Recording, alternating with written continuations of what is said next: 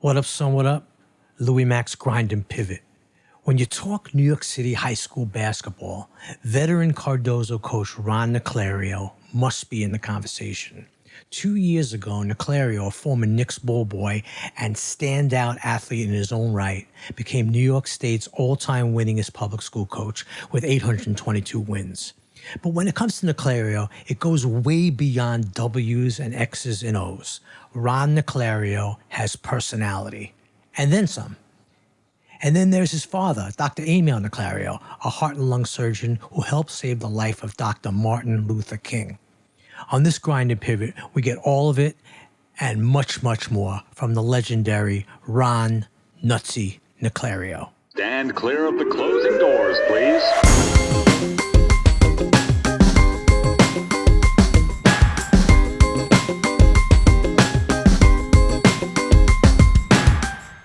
What up, son? What up? Grind and Pivot, Queens, New York. Tonight, I'm excited to bring you a true New York legend in his own mind and definitely in all of ours. The fashion plate of New York City high school basketball, a great coach, Mr. Ronnie Naclerio. Coach, how you doing, baby? Well, you said in my own mind. That's good, because at least you think I have a mind. A lot of people think I don't have any mind. That's correct. You're shot. We know that. But we're going to tell everybody tonight. We're going to have a great conversation. We're going to bring some sides of Coach that nobody really knows. How you making out with the COVID? I'm tired of it. I respect the virus. I don't fear it, and I'm ready to move on. I got tested the other day. I'm working at a regional enrichment center for first responders kids. I was there since March 23rd. They said, anybody that's there can get tested. They sent one of those blood trucks to in front of the building, PS 24, somewhere in Holly Street in Queens. And, the night before, I had to fill out all this stuff. That morning came. It took 3-4 minutes. July 2nd, I got the email. I failed the test. I'm negative. Beautiful. Beautiful. So it's been quite a change for you since everything kind of just stopped. It's really affected you quite a bit in terms of coaching and being able to be with the kids. Tell us a little bit about how you had to adjust. Well, the last couple of years have been rough for me. My father died a while ago. I found my brother dead July 20th, 2002. My mother passed away April 2nd, 2018. Right. So I have nobody. The family that I have is my Cardozo basketball family, the assistant coaches and the players, and not being around them, not being able to see them, not being able to spend time with them. Basically it's like I got thrown into jail, and I didn't commit any crime. And here I am, I haven't even collected the uniforms yet. From the end of the season, I went to a couple of kids' houses. 1 or 2 kids came to mind, but it's something that I'm glad that it's slowly coming back. I'm disappointed it happened, and the rims have been putting up in the parks. There's a park that we always work out at, PS 46 on 218th Street and 64th Avenue, and I just got word from my manager. Because when I went by there this morning, the rims were not up. But between this morning and tonight, they were put up. So I think it's a little too early to try to get a workout, an individual workout that I do with my team and the JV kids and whoever else this Saturday. But I think by next Saturday, I'll be back out there. Right, little by little. So I wanted to kind of just go back in time a little bit because – a lot of people know your story, more basketball than anything, of course. But, you were kind of a legend way back in the day. What was it like, playing sports growing up in Queens? Did you play Little League in Queens? Did you start out playing? Yeah, I played Bay Village Little League.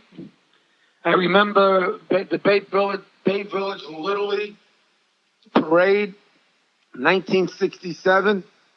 And I got my picture taken with Ron Swoboda. There you go. I made the Long Island Press. Most people have no idea what the Long Island Press was. I remember it well. Back then. And I played my Little League baseball. I played in all these leagues. I played high school baseball. Cardozo, they were a great coach, Ed Tatarian. I was an all-city player. Then I went to St. John's, where I was an all Northeast player. We went to the College World Series. And then I was lucky enough to get drafted by the Chicago White Sox and play for Chicago White Sox. Right, exactly. So the White Sox scouted you. Anybody else? Oh, no, I mean, there were a lot of teams scouting me, but the White Sox actually drafted. Now, back up. What was it like playing ball at baseball and hoops at Cardozo back in the day? What was that like? Well, I played baseball, I played basketball, and I also played soccer. Right. The baseball coach, Ed Tatarian, who was a great, great baseball coach, was also the soccer coach, and he knew I was quick as hell. So, I was fearful of him, just like a lot of players are fearful of me. He just told me, he put me on a soccer team. That's a fall sport, and I just ran. And, I had fun because it was the one time I didn't have to worry about getting a base hit or hitting a shot. I just ran and used my speed to kick the ball. Right. But your strength was really baseball and basketball, right? But more baseball than anything, right? Well, I mean, baseball was my best sport where I could compete on a professional level. Basketball and baseball were my two favorite sports. Right, exactly. So you got out of high school, you went to St. John's to play. You played for one of the iconic coaches, correct, back in the day? Say that again? You played for one of the iconic coaches for St. John's? Joe Russo. He unfortunately passed away of cancer about a year and a half ago. It was so sad. His wife, one of the nicest ladies I've ever met, Cecilia Russo. She's still working there at St. John's. And, unfortunately, I also went to the funeral about three and a half years ago of the coach I played for at Cardozo, Al Maddox. So tell me about a pivotal experience you had when you were in the minors. I mean, I know you went to small towns to play, correct? Oh, man, some of these towns, forget about it. I mean, Quad Cities, Illinois, Appleton, Wisconsin. Forget about it. Anything you want to elaborate? What was it like? I mean, any good stories you got? Well, you know what? One thing that I realized is that they kind of looked up to New Yorkers. Not that I was better than some of the players on that team, or not better, but once they saw you were from New York, they wanted to meet you. They wanted to greet you. Girls would come over you, and then I had a little bit of a John Travolta Brooklyn accent, and they wanted to hear me speak. Right. You had that Queens thing going, right? Yeah, just like how we want to hear some people with the Southern drawl, or the French accent. They wanted to hear my supposedly Brooklynese Italian accent. I can imagine. So, who was? Tell me some of the players that you faced back then that were good that we might know about. Well, I remember St. John's. My roommate was Johnny Franco. There you go. The legendary New York Met who will be inducted into the New York Met Hall of Fame. Oh, he was inducted to the Hall of Fame. In fact, he invited the whole team there. I remember that. We also had another teammate, Frank Viola, who ended up in the World Series. He got a Cy Young Award. Big time. Some of the guys we faced, I remember going 3 for 5 and had 6 stolen bases in a game against the guy that won a couple of games in the World Series, who was a great, great pitcher for the Los Angeles Dodgers named Bob Walsh. Absolutely. Was he the best you faced? I faced a lot of good ones. I mean, I remember we beat University of New Haven in a 5-4 game at St. John's, and New Haven's starting pitcher was Steve Bedrosian, who ended up winning a Cy Young Award winner for I think it was Atlanta Braves. Mm-hmm. Pitched for Atlanta. Oh, yeah. One of those two teams, he actually won a Cy Young Award. And I faced many, many good pitchers. I mean, I faced a lot of good pitchers over these guys in the majors, Paul Gibson, Neil Heaton, on and on and on. But when you play that level of ball, you come across greatness or kids that you think are good, that you find out are very good, And, I also played, against catchers that were tough to steal against.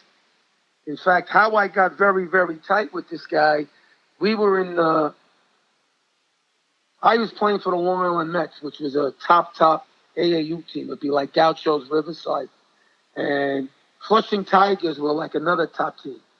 And then there was a team called Corona Red Wings. They really weren't on the level of us. And then there was Central Suffolk A's. It was a top league. And what they did then, you would start playing in April, May, and June, and by July 10th, whoever was in first place, that was the team that would travel and go to the tournament in Michigan, the tournament in Ohio, the tournament in Pennsylvania. And that's what we live for, like how the basketball players live to go to Vegas now. But the thing is this, we had to earn it to go there. Right. And the one thing that made it great was that my team got there one time, the Mets. The Corona Red Wings never had a chance to get there. But the Central Suffolk A's, coached by Marty Hassenfuss, they had Neil Heaton, who was the first pick in the draft, pitched in the majors for a while. Wow. Paul Gibson, who pitched in the majors. Donnie Troy, and a teammate of mine who recently died of cancer, he was a third-round pick of the Mets. He should have made it. He was awesome. When July 10th came, the team that was in first, they traveled. They were allowed to pick up 2 players from that league. Of course, they did all the documentation, blah, blah, blah. So you would always take 2 guys from that league, and that if your team didn't win. So I was very, very lucky that if my team didn't go for those 2, 3, 4 years, they considered me the best or the second best player. So they would ask me. So they picked you up. They picked me up. Beautiful. And they picked somebody else up. And we became very, very good friends. The first time we met, even though he's a big baseball guy, he was guarding me and I was guarding him, Cardozo, Newtown. But since we both were picked up, we always would room with each other when we would go. Gotcha. And it was Omar Minaya, who ended up being the Montreal Expo GM, the New York Mets GM. Small world. San Diego GM, and now he's special advisor to Van Wagen, the GM. And we still stay in contact. He considers me, a very, very close friend. I consider him a close friend. And we talk about it. Omar, people don't realize it. Omar is a basketball junkie. Really? I have him coming to games. He was coming to SNY games, watching Cardozo. Mm-hmm. He would show up to, Coach, I'll meet you. We'll go to the Lincoln Jefferson game. Right. His son became a very, very good player up in Old Japan.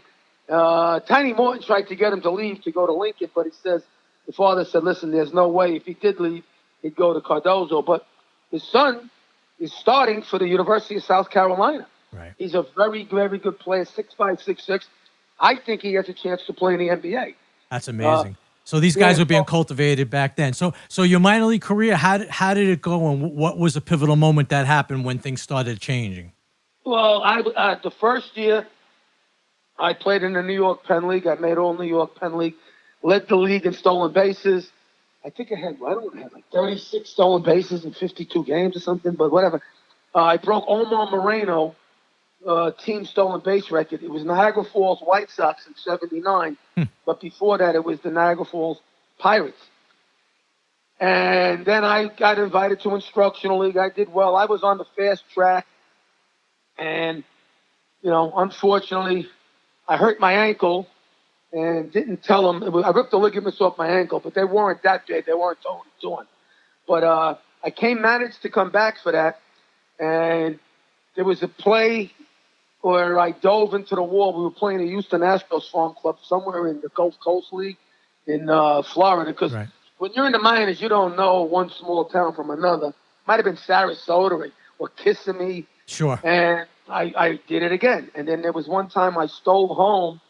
I was safe in a minor league game, but I slid awkwardly, and the catcher, who was big and strong, tried to block the plate and tag me out, and his shin guards somehow hit the area, which I hurt twice or ripped twice, and the third time it's 3 ligaments are out, 3 strikes are out, and then, I was hurt, and then the California Angels picked me up thinking I would recover, but by then I started becoming a basketball junkie, and who knows? I mean, Johnny Franco, who was there for years, I think he pitched to his 44. He told me, Ron, you didn't get hurt. You could have been a Lenny Dykstra, Mookie Wilson type player, or a Brett Gardner. That's pretty good. I mean, a lot of guys would say, well, they were good players, not great. Well, hey, just to be a good player in the Major League Baseball is awesome. And then you look at what a Brett Gardner did, 4 years, $52 million. Yeah. This year, $10 million. So, no, absolutely. You know what I'm saying? Absolutely. So No, I'm no saying, balls like, about it. if I was Brett Gardner today, and Brett Gardner got a little of me in him, and I got a little of Brett Gardner in me where, diehards work hard. He's made 70, 80 million. I wish I made 70, 80 million doing this. So you came back. What year was it that you came back and started fresh? Started fresh, what? High You came school back. basketball? You let's say you're out of the minors. You came back home. The first year I coached, I actually went back to the minors. It was like, I left, the seasons were a little shorter then. So if you didn't go far in the playoffs, you could be over like February 10th. Minor league baseball or spring training didn't start until March. So, the only problem I would have had is if my team at that point was good enough to go maybe to quarterfinals or the semis. But, at that point, I didn't worry about it. When you're 21, 22 years old, as smart as you think you are, you're still really young and dumb. Yeah, of course. So you came back. What year was that? You remember the year? 81, 82. Say that again? 1981, 1982. Okay, so 81, 82. Okay, gotcha. All right. So you're back in New York, back home, living home? Yeah. I moved out for a while. Then I was back home, and then I moved out. And then, in 2002, when my brother passed away, I found him dead in the Bay Club. My mom, I knew that was time to come back, and, I had to move back in for her sake. Right. So how did you get into the coaching? How did basketball take over? Well, my father, may he rest in peace, was a heart and lung surgeon, great heart and lung surgeon, saved a lot of people's lives. Yes, I know. Absolutely. We've many times have spoken about it, and he absolutely was a great man. And then probably the most famous person's life he saved was 1958, September 20th. My mother and my father are on their way to the Waldorf Astoria. It's a Saturday night for a wedding. My father's in his tux. My mom's all dressed up. I'm about a year and a half old. When my father gets to the Waldorf, somehow, I don't know how they did it before cell phones and texts and all of that, right. But there was an emergency at Harlem Hospital. He rushes up there, quickly gets out of his tux, changes into his scrubs, gets in there, and he sees a patient with a knife in his chest.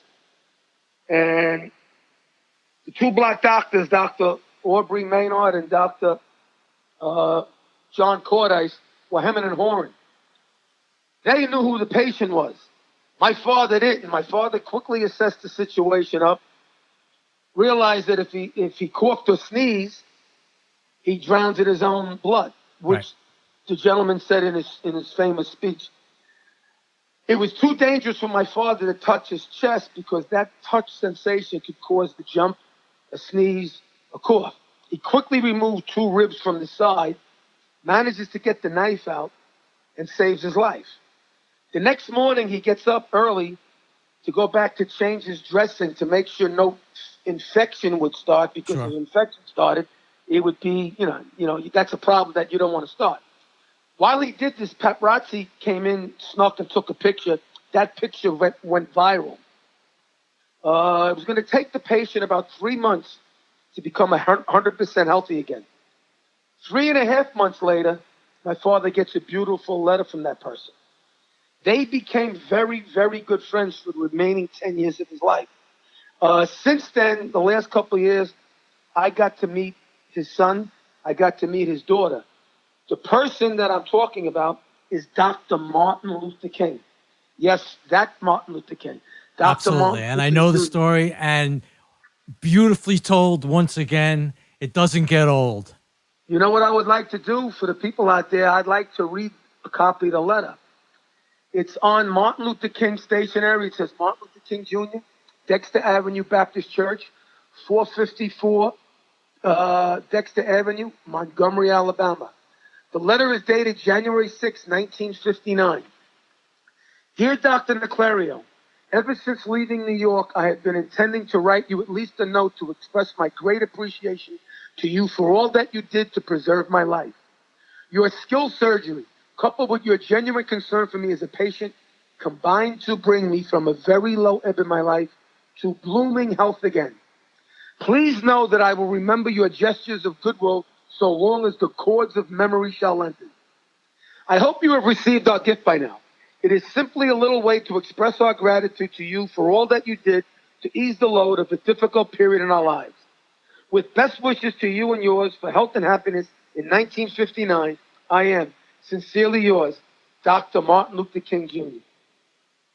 Wow. Goosebumps. I know. I mean, It's interesting too because I've heard you. You've read the letter many times. You've posted things about it over the years, and it doesn't get. It just doesn't get old. no, and it's amazing how 2002, I got an award in the Final Four in Atlanta. And when I first got this letter saying I got this award, the NABC, National Association of Basketball Coaches, which there's a lot of members, all D1 guys, D2, a lot of high school coaches, but not that many. I get a letter stating I get an NABC Guardian of the Games Award. And this was the second year they were doing it. There's 4 awards of the NABC. They started in 2001. So 2002, I get this letter stating I'm getting this award. I'll be flown down to the Final Four, put up in a hotel, and you'll be getting the award with another guy, John Wooden, the legendary UCLA coach. Oh, wow. And Dave Gavitt, who started the Big East, Providence legendary coach, Boston Celtics GM. Yeah, the big Dave Gavitt, absolutely. Yeah. So I thought it was a joke. I never returned the letter saying, I would accept it. About a week later, I get a phone call. The guy, I forgot his name. He was the coach at Dayton, and he was president of the NABC. I could definitely get his name, but he goes, Ron, how you doing? So we started talking. He goes, listen, Ron, why did you not mail back or call back the letter about you getting this award? So I said, wait a second. This is legit? He goes, yeah, it's legit. So I said, oh my God, I never thought. Here it is. You've given out 4 awards last year. You're giving it out to Dave Gavitt and John Wooden. So now you're up to 8 awards. And a high school coach like me gets it before some of the greats. A Dean Smith, to this, to that. So, I was proud as hell. When I gave the speech, that was the most nervous I've ever was. Looking out there and seeing a Mike Krzyzewski, a Roy Williams, the greats of the game. That was the most nervous. But getting back to Martin Luther King, I never was in Atlanta before that. The King Pavilion, I said, let me go by the King Pavilion. I brought some of the paraphernalia. So I went to the museum, and I went and I said, I really love to meet, where can I meet Coretta Scott King? They looked at me like, what do you mean? So I said, I really want to speak to Coretta Scott King. So they didn't know who I was. Right. They said, you somebody looking to, do something, dastardly to her? So I explained who I was, and they didn't believe me, and I whipped out the letter and the picture, and there was a picture of my father with Dr. King and a picture of me with my father. So they kind of sent, and they told me where to go, blah, blah, blah. I just missed Coretta King and Dexter by about 20 seconds. Wow. So I blew it off. I walked back. That was 2002. 2014, I get a call from Reverend Cohen, who's doing a documentary of When Harlem Saved the King, WHSAK.com. And he interviewed me many a times for the documentary about the assassination attempt on Dr. King. He interviewed my mom. In fact, that might be the only live videos that I have if I get a hold of him. But he called me up. He says, Ron, Martin III is dying to meet you. Wow. I go, wow. He knows. So he's flying up October 23rd, 2014. This was about a week in advance. He knows all about your basketball exploits as a coach. He'd like to say hello to you and, spend, an hour or two and maybe say hello to some of the kids in the team. So I was mesmerized. Like, wow. So I end up going to school. I see my principal. In fact, it happened about a half hour of the phone call. My principal then was a different principal than the person now. It was Jerry Mattori. So he sees me and he says, "Hey, Ron, how you doing? Blah, blah, blah." How's it? We start talking. And he sensed something was up. He goes, "Ron, are you all right?" I said, "What do you mean? I'm feeling great." He goes, I'm happy as hell. He goes, "Well, you don't seem like you, He goes, "Well, I just want to tell you that next week there's going to be greatness walking into the building." He goes, "What are you talking about?" So I told him exactly what I told you. He goes, "Ron, he's definitely coming." I said, "Jerry, I don't BS about things like this." So he goes, "Ron, we can't just have him meet a couple of kids. This has to be big." So it ended up, when I found out he was flying up in the morning, he was catching a 6 o'clock flight from Atlanta with Reverend Cohen, that he would, he'd meet me, 9:30, spend, a couple hours, 9 to 12, 9 to 3, Sure. whatever. So Jerry says, "Listen, this is what we got to do. We got to build this up, Bill. Big." So he made it a big auditorium. He made it, it was almost a lottery to see which classes could attend, because the auditorium could fit about 900 to 1,000. Cardozo at that point was 3,800. Right. But, he also invited all the teachers, anybody in the school that was free that period, to come down. It was a two-period thing. And I remember him come, and I was nervous because that was a day that there was torrential downpours. And I said, all I need is this plane, blah, blah, blah. But I remember he caught a 6 o'clock flight. It started pouring in New York about 8:30, quarter to 9. And, I get there and Jerry goes, "Is he coming? Is he coming?" But I'm not realizing that when he took off. So all of a sudden, 2 seconds later, I get a phone call from Reverend Cohen. He goes, I go, "Where are you?" He goes, "Yeah, Coach, we're about 2 miles away from Cardozo." I said, "What?" He goes, "What happened to the rain?" He goes, "Coach, we took off at 6. We landed."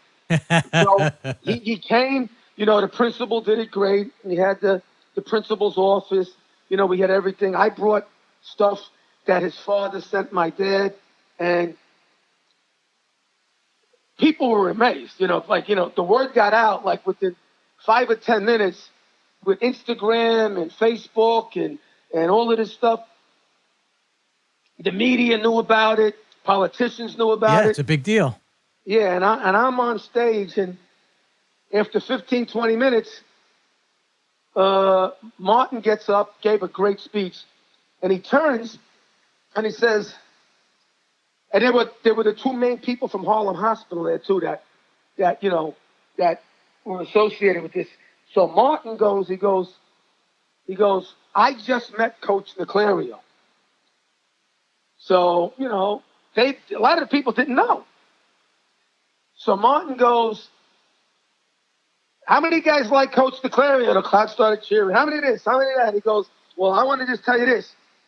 I feel the same way about you, how you feel about Coach Naclerio, and I just met him for 5 or 10 minutes in the principal's conference room." And he goes, "You want to know why?" And everybody goes, "Why?" And then they showed the clip, WHSAK, MLK.com, of which I was on. They have live footage, not pictures of my father with Dr. King, video of my Actual father. footage. I don't know how they got it. Wow. I mean, if you go to the website now, it's WHSAK.com, click on the trailer. And it's 5 minutes and 13 seconds long. And so when Martin told the story, and then they saw it, they were looking at me like, Naclerio. And then when they saw me in the clip talking, so then Martin had some unbelievable words to thank me, because he says if my father did not do what he did, somehow screwed up, or did not take the bull by the horns because the two black doctors were hemming and hawing, he goes, my father would have died September 20th, 1958, and my father would never have accomplished any of the great things. There would never have been, I had a dream speech, the mountaintop speech, and like the people were mesmerized. So he goes, Coach, I just want to, on behalf of my father, Dr. King, my father's father, Daddy King, the whole King family, I really, really want to thank you, because I don't know if we've ever had the chance to thank you on your turf, you know. And he came over, he opened up his arms, and we hugged. And when we hugged, that was it. There wasn't a dry eye up there. Yeah. Amen. Whew. That is amazing. And I've heard this before, not in this depth, which I really appreciate you You know, and telling then I everybody. was lucky. Then I was lucky enough. You know, we exchanged numbers, and we, you know, happy Thanksgiving, Merry Christmas, Coach. You know, I knew you had a great year. You know, the whole bit, blah blah blah. But I don't want to bother him. And so now we have these reunions, and we started a reunion in Atlanta, because I might have 30 or 40 former players living in Atlanta. Sure. 60, 70 cheerleaders living in the metropolitan area, Atlanta area. Right. A lot of Cardozo people. So we decided to set up a 3-day event, Friday, Saturday, and Sunday in Atlanta. And, you know, one night at a player who has a beautiful nightclub, Plant Vesta. Saturday at this place, one of my players owns a beautiful apartment building across the street from Georgia Tech. The rooftop view is awesome. And Sunday at Patrick Crosby's house, who Patrick played basketball for me. He also was the great baseball player. Might have been the second best baseball player to come out of Cardozo. Got drafted by the Minnesota Twins, and ended up as a cop, and he finished up as on the police detail for the mayor with Bloomberg and de Blasio. So I call in advance. I got the dates. It was like July 20th. So I called the King Pavilion. I don't want to bother Martin. So I just said, listen, get it, because Martin would tell me how to get a message to him. Sure. You know, so it came back, he's out of the country. So I said, oh, crud. All right, so, you know, so the lady Kennedy Mack asked for my number. An hour later, she goes, Coach, this is Kennedy Mack. Martin is out of the country, but Dr. King's daughter, Bernice, she's flying in Thursday. You said you're going to be here Friday, Saturday, Sunday? Yes. All right, hope. So she calls him back another hour. Bernice asked Kennedy Mack to call me and said, is there a way I could come by on Friday to meet her? So I said, you tell me the time. You know, we have the event that's at 8 o'clock at night. She said, how about 11 o'clock? So Pat Crosby, we have a lot of stuff to do for the party, but he drops me off about 10:30. You know, the King Center is something you want to spend at least one time going through. So I'm there. I have all these copies of the letter. And there's actually a part where you see Dr. King, the shoes and the suit that he wore when he got stabbed. And people are looking at him amazed. And I tell them, you see that?